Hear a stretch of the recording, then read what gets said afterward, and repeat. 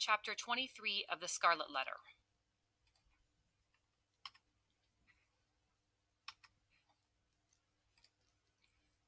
Chapter 23 of the Scarlet Letter is called The Revelation of the Scarlet Letter. It is the chapter in which we reach, finally, the climax of the novel. When Dimmesdale finishes his Election Day sermon, the sermon that has been the topic of the past two chapters, again, the people of the town remark that this was absolutely his best sermon yet. They thought it was very sincere and passionate. And as you know from prior chapters, they also remark at how wonderful he looks. He looks healthy again. He looks like the old Mr. Dimmesdale that they remember from 7 years ago. However, as the people begin to process away from the marketplace, where they have heard Dimmesdale's wonderful sermon, he hangs back. He does not join the procession. In fact, he sees Hester and Pearl standing by the scaffold, and he is drawn to them. The narrator seems to suggest that after all these years of Dimmesdale saying to himself that today I'm going to get up on that pulpit and I'm going to admit my sin, today is finally the day that he decides he is going to do that. Dimmesdale walks toward the scaffold and begins to climb the steps. Of course, even though he looks better, he is still not feeling that well. He is still not 100% physically, and so Hester helps him climb the steps. He, in fact, brings Hester and Pearl with him onto the scaffold. At long last, as Pearl has always wanted, she, her mother, and her father are standing on the scaffold together during the day in the middle of town when the entire community is gathered there. Chillingworth sees all of this happening and he runs to the scaffold. He rushes to it, trying to convince Dimmesdale to stop what he is doing.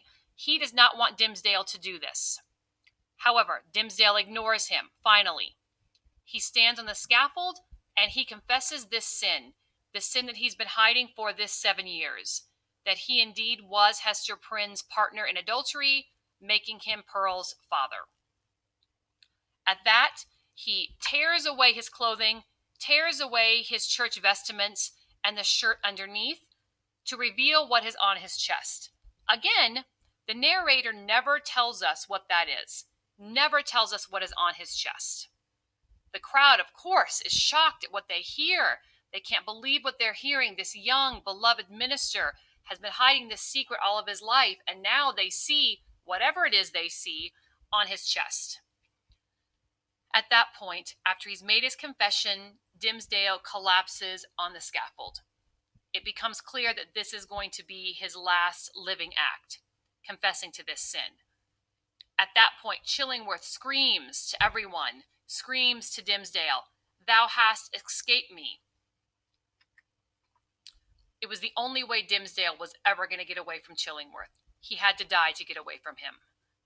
As Dimmesdale is lying on the scaffold dying, Pearl goes to his father and she kisses him. At his confession, she seems to have been transformed into a different person.